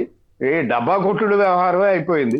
డబ్బా కొట్టుడు పూర్తిగా వాళ్ళకి అనుకూలంగా, ప్రత్యర్థులకి వ్యతిరేకంగా రాసుకోవడమే జరుగుతుంది. ఈనాడు ఆంధ్రజ్యోతి చూస్తుంటే అవే కనిపిస్తున్నాయి. ప్రజలకి తెలుసండి ఇవన్నీ ప్రజలకి తెలుసు. ఈ మీడియాను చూపించి ఈ మీడియా ఏ పార్టీది అంటే కూడా ప్రజలు చెప్పగలుగుతున్నారు, చెప్తారు కూడా. రైట్. అయితే ఇక్కడ పాయింట్ ఏంటంటే, కీలకమైన పాయింట్, తల్లికి వందనం పేరు మీద పిల్లలందరినీ మోసం చేసినట్లా కాదా? చంద్రబాబు గారు, పవన్ కళ్యాణ్, లోకేష్, నిమ్మల రామనాయుడు వీళ్ళందరూ కూడా పై చంద్రబాబు గారు అయితే ఇంకా మీరు ఓపుకుంటే పిల్లల్ని కూడా కనండి అన్నాడు. మరి కనండి అంటే 1 year ఎగ్గొట్టాడు కదా. ఇప్పుడు ఈ పరిస్థితిలో పిల్లల్ని కన్న వాళ్ళకి ఏంటి పరిస్థితి? నిజంగా ఆయన చెప్పినట్టు ఆ మాట వింటే. నిమ్మల రామానాయుడు గారు సైకిల్ మీద వెళ్తూ ఆ ఇంట్లో ఆ గేటు దగ్గర నిలబడిన పిల్లలందరినీ చూపిస్తూ నీకు 15,000, నీకు 15,000, నీకు 10. ఈ వీడియో చాలా వైరల్ అయింది సోషల్ మీడియాలో, చూసి నవ్వుకున్నారు కూడా.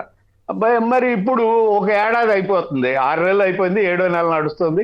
మరి వచ్చే జూన్కి కానీ అమలు చేస్తా అంటే వచ్చే విద్యా సంవత్సరానికి. మరి ఈ విద్యా సంవత్సరం ఏమైనట్టు? నువ్వు ముఖ్యమంత్రిగా ప్రమాణ స్వీకారం చేసిన జూన్ నెలలోనే ఈ విద్యా సంవత్సరం మొదలైంది. ఇది రేపు మార్చి ఏప్రిల్ నాటికి అయిపోతుంది. మరి ఈ విద్యా సంవత్సరంలో 15,000 ఏమైనట్టు? నిమ్మల రామానాయుడు గారు ఎక్కడ ఉన్నారో చెప్పాలి, చంద్రబాబు నాయుడు గారు చెప్పారు కదా. చంద్రబాబు గారు, పవన్ కళ్యాణ్ గారు వీళ్ళందరూ కూడా ఇదే చెప్పారు. నీకు 15,000, 30,000, ముగ్గురుంటే 45,000, నలుగురుంటే 60,000, ఇంకా పిల్లల్ని కానండి మేము ఇస్తాం. ఇది ఎక్కడ కూడా పిల్లలు ఏంటారు దేవుడా? జనాభాని పెంచాలి అని చంద్రబాబు నాయుడు గారు ఈ మధ్య కాలంలో ఎక్కువగా మాట్లాడారు. ఇప్పుడు పిల్లలకి అంటూ కరెక్టేనా అనేది ఇప్పుడు సమస్య వస్తుంది కదా. నేను చూసుకుంటానని చెప్పాడు, మరి ఇప్పుడే ఇవ్వట్లేదు, ఒక ఏడాదికే ఇవ్వలేదు కదా, అది పాయింట్. ఒక ఏడాదికి ఇవ్వనట్టే, ఈ ఏడాదికి ఇవ్వలేదు. ఈ ఏడాది సరిపోయింది, జూన్ టు జూన్ సరిపోయింది. ఈ సూపర్ 6 లో ఒక నక్షత్రం రాలిపోయింది అది. Right, okay. వెంకట్రావు గారు, ప్రకాశం జిల్లా. వెంకట్రావు గారు నమస్కారం. చెప్పండి, ఏమిటి తల్లికి వందనం ఏమైపోయింది? మీరు కనండి పిల్లల్ని, లేదా 15,000, 20,000, 30,000, 45,000 ఇట్లా లెక్కలు చెప్పారు కదా ఆ రోజుల్లో. ఇప్పుడు మరి జూన్ అంటున్నారు, ఈనాడు ఆంధ్రజ్యోతి భజన చేస్తున్నాయి, మీరేమంటారు? Good morning sir. ఇప్పుడు ఉన్న పిల్లలకే దిక్కు లేదు, ఇంకా కనే పిల్లలకి యాడ్ వస్తుంది సార్. మనకేం తెలుసు? నేను ఆ డైలాగు టీవీలో విన్నదే. కాదు, ఉన్న పిల్లలకే దిక్కు లేదు. మళ్ళీ కనే పిల్లలకి యాడ్ తెచ్చిస్తాడు. సరే అది ఓకే. ఇప్పుడు సుబ్బారెడ్డి గారి పైన ఇష్యూ వచ్చింది సార్, వైవి గారి పైన. సార్ సుబ్బారెడ్డి గారు ఎంత నియమ నిబద్ధతతో ఉంటాడంటే 18 సార్లు అయ్యప్ప దర్శనానికి వెళ్ళి వచ్చాడు సార్ మాలేసుకొని. ఆయన వెంకటేశ్వర స్వామికి పూజ చేసిన ఫ్లవర్స్ ని డ్రై చేసి సాంబ్రాణి కడ్డీలు చేసి జనాలకి ఇచ్చాడు. అట్లాంటి నిబద్ధత కలిగిన వ్యక్తిని వీళ్ళు బ్లేమ్ చేస్తున్నారంటే బ్రేక్ దర్శనాలు ఇప్పించాడు అని చెబుతారు. బ్రేక్ దర్శనాలు ఇప్పించే అధికారం చైర్మన్ కి ఉంటది. ఇప్పుడు కొత్త చైర్మన్ బ్రేక్ దర్శనాలు రద్దు చేస్తాడా? బ్రేక్ దర్శనాలు ఇప్పుడు ప్రోటోకాల్ ఉంటది కదా సార్, దాన్ని ఏమైనా మించి చేసాడా? చేయలేదు కదా. మేము మా ఓటాళ్ళం విష్ణు గారు నేను కూడా కొద్ది కాలం ఉన్నాను కదా, మేము ఉత్తరం రాస్తేనే 2, 3 బ్రేక్ దర్శనాలు ఇచ్చేవాళ్ళు. అది రూల్ అప్పుడు పెట్టుకున్నారు. TV5 ఆయన ఏమి ఎరగదీశాడు, ఏమి ఘనకార్యాలు చేశాడని ఆయనకి ఇచ్చాడు ఈయన. సరే వాళ్ళకి ఏదో వాళ్ళ తరఫు ప్రచారం చేశాడు కాబట్టి ఇచ్చి ఉంటారులే, కానీ దానికి మనం ఏం చేస్తాం? వాళ్ళ రైట్. పాయింట్ ఏంటంటే కక్ష సాధించడంలో భాగంగా ఇవన్నీ చేస్తున్నారనడానికి ఇది ఒక ఉదాహరణ. రైట్. విజయ్ ప్రతాప్ గారు బళ్ళారి నుంచి. విజయ్ ప్రతాప్ గారు నమస్కారం, మాట్లాడండి సార్. పెద్దలందరికీ నమస్కారము. నమస్కారం సార్. ఈవీఎంలు తర్వాత వాళ్ళ ఒరిజినల్ ఉన్నంత వరకు సూపర్ 6 అసలు అమలు కావు సార్. ఈవీఎంలు ఉన్నాయి కదా, మనకి జనంతో పని ఎలా అనుకుంటారు? కానీ నేను చూస్తున్నాను కదా, వాళ్ళు అంత కాన్ఫిడెన్స్ గా ఎందుకున్నారంటే ఈవీఎంలు ఉన్నాయి కదా, జనంతో మనకి పని ఎలా? ఈవీఎంలు ఉన్నప్పుడు మనం ఎందుకు ఇవ్వాలి? అంతేనా? చూసి అది పోయినప్పుడు అప్పుడు చూస్తాం. అది ఇది ఈ కాన్ఫిడెన్స్ తోనే వాళ్ళు ఎవరికి ఇవ్వరు సార్ వాళ్ళు. అంతేనా? సాక్షి టీవీలో జగన్ ఫ్యాన్స్ మాట్లాడాల్సిందే గానీ అక్కడ మాత్రం అసలు జరగదు. రైట్. ఓకే విష్ణు గారు చెప్పండి. రైట్. సూపర్ 6కి ఎగనాము ఏది తల్లికే తొలి వందనం అని వాళ్ళు రాసుకుంటున్నారు ఉత్సాహంగా. ఈ సూపర్ 6 ఎగనామం మీద ప్రజల్లో ఎలాంటి భావన వస్తుంది? విద్యా వ్యవస్థ మీద ఏ రకమైన ప్రభావం పడుతుంది? జగన్ గారి టైంలో విద్యా వ్యవస్థకి వైద్యానికి అన్నిటికీ అత్యధిక ప్రాధాన్యత ఇచ్చి చేస్తే ఇప్పుడు చంద్రబాబు గారి ప్రభుత్వం ఏకంగా 1 ఏడాది పాటు ఎక్కొట్టేసింది. ఆ తర్వాత కూడా ఎంతమందికి ఇచ్చేది చెప్పలేదు. నిజంగా అందరికీ ఇస్తారా? అప్పుడు పోనీ అప్పటి నుంచి మేము ఇస్తాం ఇప్పుడు ఇవ్వలేకపోతున్నాం అని చెప్పారా? అది ఏమిటి అసలు మీ విశ్లేషణ ఏమిటి? సార్ ఇప్పుడు జగన్మోహన్ రెడ్డి గారు ఈ విద్యా వ్యవస్థ మీద అపారమైనటువంటి నమ్మకం పెట్టుకుని అందరూ కూడా చదువుకోవాలి, చదువుకుంటే అన్ని కుటుంబాలు బాగుపడతాయి అనే ఉద్దేశంతో ఒక మంచిగా ఆలోచన చేసి పాదయాత్రలో వచ్చినటువంటి అంశాలని మేనిఫెస్టోగా తయారు చేసుకుని ఈ సమాజంలో ఉన్నటువంటి వర్గాల వారందరికీ కూడా మంచి చేసే విధంగా, మేలు చేసే విధంగా ఒక ప్రణాళికను రూపొందించుకున్నారు. అలా వచ్చినటువంటి దాంట్లోనే అమ్మఒడి. కానీ చంద్రబాబు నాయుడు గారికి ఇచ్చినటువంటి ఎన్నికల హామీలన్నీ కూడా అలా వచ్చినవి కాదు. జగన్మోహన్ రెడ్డి గారిని ఎలా దించాలి, ఎలా తప్పించాలి అని చెప్పి జగన్మోహన్ రెడ్డి గారి కన్నా ఎక్కువ ఇస్తాము, ఆయన పేర్ల మీద మనం ఇస్తే బాగోదని పేర్లు మార్చి మోసం చేసి అవన్నీ కూడా వచ్చినటువంటి కార్యక్రమాలు అనమాట. కాబట్టి వాళ్ళకి నిబద్ధత ఏముంటుంది? అప్పుడు కూడా ఈ రోజు మీడియా వివక్షత కూడా ఆ రోజులు కూడా జగన్మోహన్ రెడ్డి గారు పరిపాలన సరిగా లేదనేమో ఒక పక్కన, ఎన్నికల సభల్లోనేమో మీకు ఎంతమంది ఉంటే అంతమంది ఇస్తాము, పిల్లల్ని కనండి మీ ఇష్టం, నాది బాధ్యత అని చెప్పని జనాల్ని ఎగదోసి రెచ్చగొట్టి సరే ఈవీఎంలు ప్రజలు సంబంధించిన ఎట్లాగో మొత్తానికి అధికారంలోకి వచ్చారు. అధికారంలోకి వచ్చిన తర్వాత ఈ ఇచ్చినటువంటి హామీల మీద నిబద్ధత లేదు. ఒక ప్రధానమైనటువంటి ఒక రెవల్యూషనరీగా తీసుకొచ్చినటువంటి అమ్మఒడి కార్యక్రమాన్ని మొదటి సంవత్సరం పాటు ఎత్తేయడం జరిగింది. మొదటి సంవత్సరం ఇవ్వలేమని చెప్పిన శాసన మండలిలోనూ శాసనసభలోనూ చెప్పారు, మేము ఇవ్వము అని చెప్పని స్పష్టంగా చెప్పారు. ఈ రోజు నెక్స్ట్ ఇయర్ స్టార్ట్ అవుతున్నటువంటి కొత్త సంవత్సరంలో జరిగినటువంటి కేబినెట్ లో ప్రజలందరూ కూడా అంటే దాదాపుగా 87 లక్షల మంది తల్లులు పిల్లలు అందరూ కూడా ఎదురు చూసినటువంటి కార్యక్రమం ఏంటంటే ఈ అమ్మఒడి కార్యక్రమం, తల్లికి వందనం కార్యక్రమం ఇస్తారేమో, డేట్ ఏమైనా ప్రకటిస్తారేమో అని చెప్పడం జరిగింది. జగన్మోహన్ రెడ్డి గారి హయాంలో ఒక క్యాలెండర్ అనమాట, ఫలానా డేట్న ఫలానా కార్యక్రమం ఇన్ని లక్షల మందికి ఇంత డబ్బు మేము జమ చేయబోతున్నాము అని చెప్పడం జరిగింది. దాన్ని తప్పుబట్టి అన్ని బటన్ నొక్కుతున్నారని అబాస్పాలు చేసే విధంగా మాట్లాడి ఒక పరివర్తన తీసుకురావడానికి రెవల్యూషనరీగా చేసినటువంటి కార్యక్రమాన్ని నవ్వులాట కింద తీసుకొచ్చేసి ఈ రోజున డబ్బులు జమ చేయకుండా ఇవ్వకుండా అంటే అమ్మఒడి అనేది తీసుకున్నాం అనుకోండి, ఒక అమ్మఒడే కాదు అమ్మఒడికి లింక్ గా నాడు నేడు ఉంది, లేకపోతే ఆ స్కూల్స్ లో ఉన్నటువంటి బాగోగులు, విద్యా వ్యవస్థ, వాళ్ళకు దానికి సంబంధించి మధ్యాహ్నం భోజనం, మధ్యాహ్న కార్యక్రమం, గోరుముద్ద కార్యక్రమం, ఇట్లా అనేక రకాలుగా విద్యా వ్యవస్థని ఒక స్ట్రీమ్ లైన్ చేసినటువంటి ప్రభుత్వం అదైతే, ఇది దీన్ని అమ్మఒడి ఒక ఆటలాడేసి ఎవరు పడితే వాళ్ళు నీకు 15,000 అని చెప్పని ఎన్నికల్లో గెలుపు కోసం చేశారు. ఈ రోజు అక్షరాల మొదటి సంవత్సరం 87 లక్షల మందికి 26,000 కోట్ల రూపాయలు మేము మా హయాంలో 87,000 కోట్లు మొత్తం విద్యా వ్యవస్థకు అయితే 26,000 కోట్ల రూపాయలు ఓన్లీ అమ్మఒడికి 4 సంవత్సరాలు ఇచ్చాం. అలాంటిది ఎక్కడా కనపట్లేదు. నిరాశ చెందుతా ఉన్నారు. ఇప్పుడు నగదు బదిలీ అయితేనే కాదు. విష్ణు గారు ఒక చిన్న సబ్మిషన్. అప్పుడేమో బటన్ నొక్కారని అన్నారు, కానీ ఎలక్షన్ టైం వచ్చేసరికి మేము 3 రెట్లు ఎక్కువ నొక్కుతామని అబద్ధాలు చెప్పినట్టే కదా. జగన్ గారి టైంలో ఒక్క తల్లికి, అంటే ఎంతమంది పిల్లలు ఉన్నా తల్లికి 15,000 చొప్పున ఇస్తే అది ఇంకా ఉంది, దాంట్లో 1,000 రూపాయలు పారిశుధ్యానికి పెడుతున్నారు, అదేనేమో తిట్టారు. ఇప్పుడు అసలు పిల్లలందరికీ ఇస్తామని కూడా 4 రెట్లు 3 రెట్లు ఎక్కువ ఖర్చు పెడతాం, 3 రెట్లు బట్టలు నొక్కుతామని చెప్పి అసలు ఎగ్గొడుతున్నారు అనేది పాయింట్. అదే సార్, ఇప్పుడు ఇదంతా కూడా ఏంటంటే గత ప్రభుత్వం మీద జగన్మోహన్ రెడ్డి గారి ప్రభుత్వం మీద విష ప్రచారం చేశారనమాట. ఆ స్కూల్లో ఉపయోగించుకోవడానికి ఒక 1,000 రూపాయలు పారిశుధ్యానికి సంబంధించినటువంటి దానికి ఖర్చు పెట్టడానికి ఉపయోగించమంటే ఎత్తేశారని, ఎగ్గొట్టారని, ఇట్లా రకరకాలుగా చేయడం జరిగింది. ఈ రోజు 87 లక్షల మంది పిల్లలకి మొదటి సంవత్సరం ఎగ్గొట్టేశారు. దీని గురించి ఎందుకు రాయట్లేదంటే రాయరు, అది వాళ్ళ పాలసీ.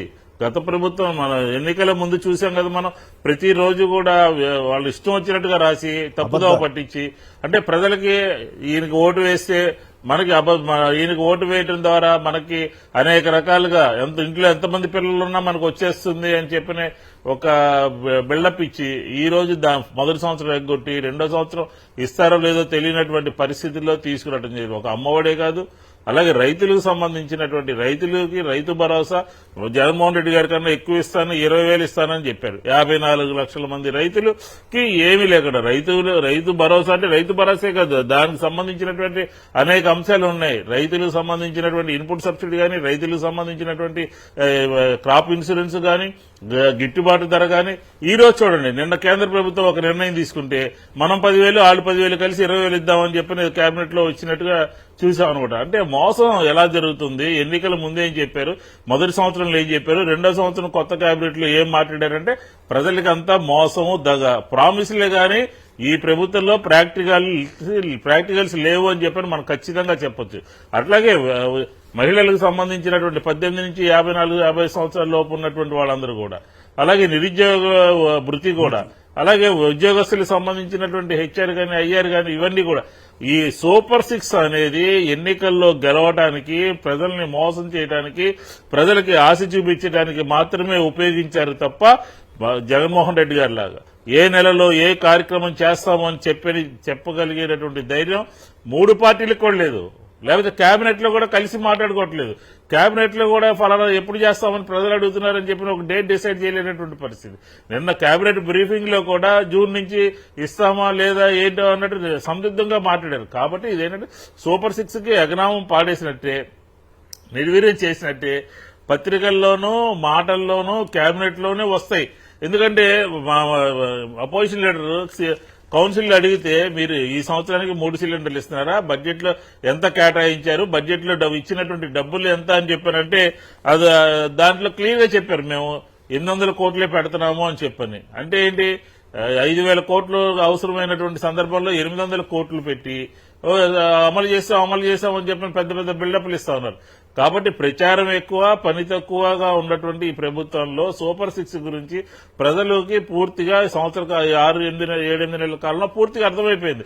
విద్యా వ్యవస్థ లేదు, అలాగే ఆరోగ్య వ్యవస్థ దీన్ని మొత్తం ఎత్తేసేటట్టు కనపడతా ఉంది. ఆరోగ్యశ్రీని ఎత్తేస్తున్నారు, సురక్ష అని చెప్పని పెట్టారు. సురక్ష ఎంత చక్కగా చేశామండి. వాలంటీర్ సచివాలయం వైజ్గా కూడా క్యాంపులు పెట్టడం జరిగింది.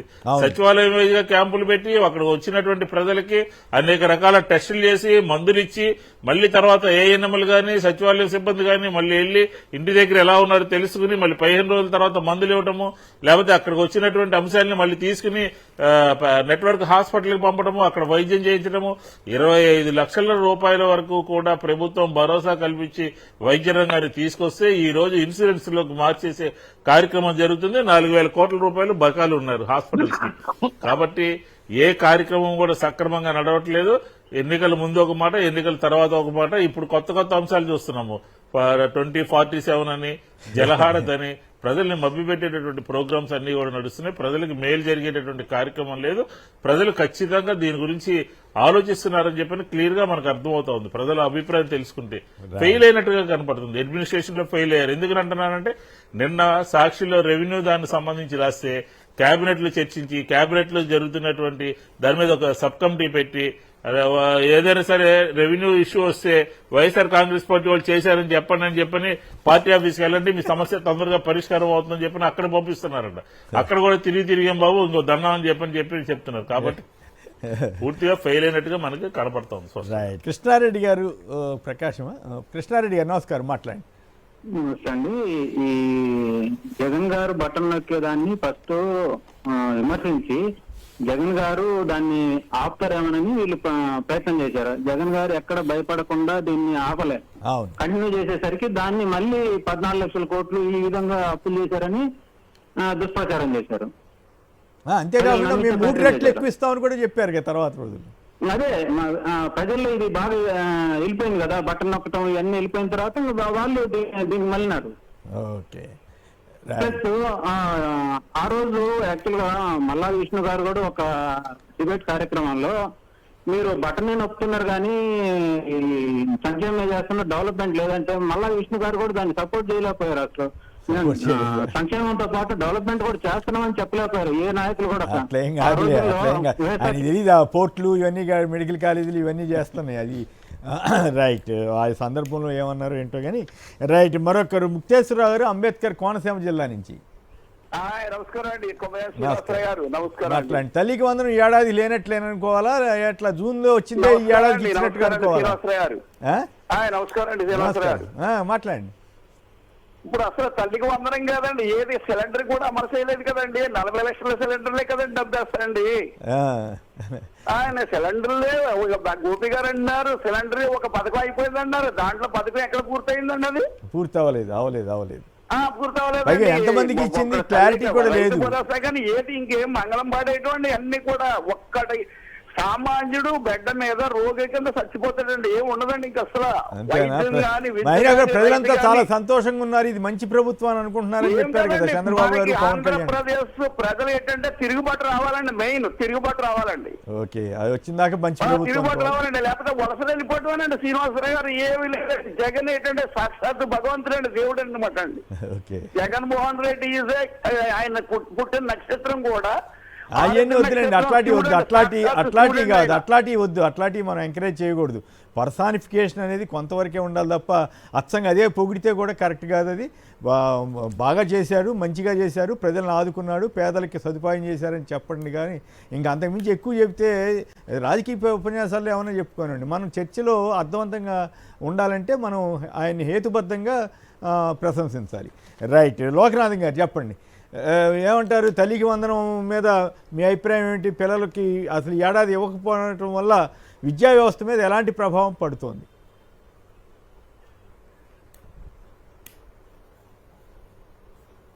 కేసు గారు, విద్యా వ్యవస్థ మీద చాలా తీవ్రమైన ప్రభావం పడుతుంది. ఎందుకంటే ఫీజు రియంబర్స్మెంట్ ఈరోజు ఇవ్వలేదు. ఇంటర్మీడియట్ డిగ్రీ చదువుకున్న వాళ్ళు కానీ, లేదు రకరకాలైన వొకేషనల్ కోర్సులు చదువుకున్న వాళ్ళు కానీ, పాలిటెక్నిక్ చదువుకున్న వాళ్ళు రేపు అకాడమిక్ ఇయర్ మార్చిలో ఎగ్జామ్స్ జరుగుతున్నాయి. ఇప్పుడు ప్రైవేట్ వాళ్ళు ఒత్తిడి చేస్తా ఉన్నారు, మీకు హాల్ టికెట్లు కావాలంటే ఖచ్చితంగా ఫీజులు మీరు చెల్లించాల్సిందని. ప్రభుత్వం ఏం చెప్తుంది? మేము మేనేజ్మెంట్ వాళ్ళతో మాట్లాడతామని. విద్యార్థులకి సంబంధించి భరోసా ఇవ్వాల్సింది ఫీజు రియంబర్స్మెంట్ కి సంబంధించిన దాంట్లో దశల వారీగా చెల్లిస్తామని నేను కేబినెట్ లో చెప్పాను. దశల వారీగా అంటే అకాడమిక్ ఇయర్ అయిపోయినట్టే. అదే కాదు, స్కూల్లో తల్లికి వందనం అని అమలు చేస్తామని చెప్తున్నారు. మరి ఈ ఏడాది పిల్లలకి ఏం చెప్తారు? లేదు, ఆ పిల్లలకి సంబంధించిన దాంట్లో వాళ్ళ ఎగ్జామినేషన్ రాసేదానికి అవకాశం ఉంటుందా? లేదు, మీరు ఇచ్చిన వాగ్దానం ఏమైంది అనేది మనం స్పష్టంగా చూడాలి. అలాగే ఇంకొకటి కూడా, ఈ ఏడాదిలోనే మెగా డిఎస్సి మొట్టమొదటి సంతకం నేను పెడుతున్నాను, నేను అమలు చేస్తానని చెప్పాను. నిన్న కేబినెట్ లో కూడా ఆ వ్యవహారం వచ్చింది. ఇప్పుడున్న 2-3 రోజులు పత్రికలు మనం పరిశీలిస్తే మెగా డిఎస్సి ఇప్పుడు ఉండదు, ఎందుకంటే ఎస్సీ వర్గీకరణ తర్వాతనే ఉంటుంది అనేది. గత 5 ఏళ్ల కాలంలో అట్లాంటి అంటే చంద్రబాబు నాయుడు గారు ఎప్పుడైనా ఒక విషయాన్ని మనం అర్థం చేసుకోవాల్సిందంటే ఏదైనా ఒక విషయం తీసుకొస్తే కోర్టులో వేయడం అనేది సహజ స్వభావమైంది. ఇప్పుడు ఎస్సీ వర్గీకరణ అనేది తీసుకొచ్చి డిఎస్సికి ముడిపెట్టే కార్యక్రమం ఒకటి జరుగుతుంది. అదే కాదు, వేట నిషేధానికి సంబంధించిన దానిలో 45 రోజులు క్రాప్ హాలిడే వాళ్ళు ప్రకటిస్తారు. 10,000 రూపాయలు అట్లాగే బియ్యం పప్పులు ఇవన్నీ ఇవ్వాల్సింది. ఈ ప్రభుత్వం గతంలో దాదాపు 10,000 రూపాయలు ఇచ్చేవాళ్ళు, ఇది 20,000 రూపాయలు ఇస్తా ఉంటాడు. గత సంవత్సరం ఇవ్వాల్సిన డబ్బులు ఇవ్వలేదు, ఈ రోజు కూడా ఇవ్వలేదు. కొత్తగా మరొక 20,000 ఇస్తామని చెప్తా ఉన్నారు. అదే కాదు, అన్నదాత సుఖీభావాలకు సంబంధించిన దాంట్లో బడ్జెట్ లేదు, దానికి సంబంధించి అన్ని చెప్తూనే ఇంకోటి నేను కేబినెట్ లో జరిగిన ఒక అంశం ఏంటంటే మనం ఏమైనా ఖచ్చితంగా ఏదైతే సూపర్ 6 ఉన్నాయో ప్రజలకు ఏదైతే హామీ ఇచ్చావో అమలు చేస్తామని చెప్తా ఉన్నారు. ఎలాగ అమలు చేస్తారు, ఏ రకమైన భరోసా ఇస్తారు? ఇప్పుడు ఫీజు రియంబర్స్మెంట్ కానీ లేదా తల్లికి వందనకు సంబంధించిన దానిలో, వ్యాట్ నిషేధానికి సంబంధించిన విషయంలో కానీ, డిఎస్సి స్పెషల్ డిఎస్సికి సంబంధించిన మెగా డిఎస్సికి సంబంధించిన విషయంలో కానీ, అన్నదాత సుఖీబాబుకు సంబంధించిన దాంట్లో కానీ, ఇవన్నీ దాంట్లో కూడా వైఫల్యాలు స్పష్టంగా కనిపిస్తున్నాయి కదా. దానికి సంబంధించిన దాంట్లో బడ్జెట్ కేటాయింపులు సంబంధించిన దాంట్లో కానీ, విద్యార్థులకి భరోసా ఇచ్చే దగ్గర కానీ, రైతులకు భరోసా ఇచ్చే దగ్గర కానీ, మత్స్యకారులకు భరోసా ఇచ్చే దగ్గర ఎక్కడుంది? ఏం లేదు. ప్రజలు కూడా బ్రహ్మలో బతికేయండి అనే దగ్గర చంద్రబాబు నాయుడు గారు ఉంటారు. రైట్, అది సాధ్యం కాని విషయం అండి. ప్రభుత్వ పాఠశాల విద్యా రంగాన్ని, వైద్య రంగాన్ని చాలా మంచిగా చేశారు గత 5 ఏళ్లలో. సిబిఎస్ఈ సిలబస్ తీసుకొచ్చారు గవర్నమెంట్ పాఠశాలలో. తర్వాత పిల్లలకి దేవాంశ్ అనే పాపుని ఇంగ్లీష్ లో ఎందుకు చదివిస్తున్నావు, తెలుగులో ఎందుకు చదివించట్లేదు, చెస్లో ఏదో ఛాంపియన్ అయ్యాడు కదా, ఇంగ్లీష్ చదివితే అయ్యాడా, తెలుగు చదివితే అయ్యాడా అని అడుగుతున్నాడు ఆయన ఐలయ్య గారు. ఐలయ్య గారు అడిగింది కరెక్టే, కానీ చంద్రబాబు నాయుడు మాటలు చెప్తారు కానీ చాలా మంది రాజకీయ నాయకులు వాటిని పాటించరు. ఇప్పుడు తెలుగు భాష గారు కూడా బుధానేసి తిరుగుతున్నాడు కదా, అందుకనే ఇప్పుడు ఈ ప్రశ్న అంతా అదే తెలుగు భాషను కాపాడుకోవాలి, తెలుగు భాషను పరిరక్షించుకోవాలని చెప్పే వాళ్ళందరూ పిల్లలు, మనవాళ్ళు, మనవరాళ్ళు ఇంగ్లీష్ మీడియం స్కూళ్లలోనే ఉన్నారు. అందులో ఏం అనుమానం లేదు. అది అలాగే దేవాంశ్ కూడా ఇంగ్లీష్ మీడియమే చదువుతాడు. మన పిల్లలు తెలుగు మీడియం. ఇప్పుడు వచ్చిన ప్రభుత్వం ఇంగ్లీష్ మీడియం తీసేసింది. నాకు చాలా బాధ అనిపిస్తుంది. ఎందుకు ఇంగ్లీష్ మీడియం చదవకూడదు? ప్రభుత్వ పాఠశాలలో ఇంగ్లీష్ మీడియం ఎందుకు ఉండకూడదు? ప్రభుత్వం కాదు ప్రభుత్వం పూర్తిగా తీసేసినట్టు లేదు కదా, ఇంకా తీసేసే క్రమంలో వెళ్తున్నట్టుగా ఉంది. కొంచెం భయపడుతున్నారేమో. చాలా చోట్ల తీసేశారండి. తెలుగుకి ఎవరు వ్యతిరేకం కాదు, తెలుగు భాష ఉండాల్సిందే. జగన్ గారి కంపల్సరీగా తెలుగు సబ్జెక్ట్ ని పెట్టినా కూడా తెలుగు లేకుండా చేశారని దుష్ప్రచారం చేశారు. ఇప్పుడు ఐలయ్య లాంటి వాళ్ళు చాలా స్పష్టంగా చెబుతున్నారు, ఇది కేవలం ప్రజల్ని పేద ప్రజలకి విద్యను దూరం చేయటమే, పేద ప్రజలకి ఆంగ్ల విద్యను దూరం చేయడం ద్వారా ఉద్యోగాలకు దూరం చేయటం, ఇతర దేశాలకు వెళ్ళనీయకుండా చేయటమే చాలా తీవ్రమైన అన్యాయం చేస్తున్నారని ఆయన ఓపెన్గా చెబుతున్నారు.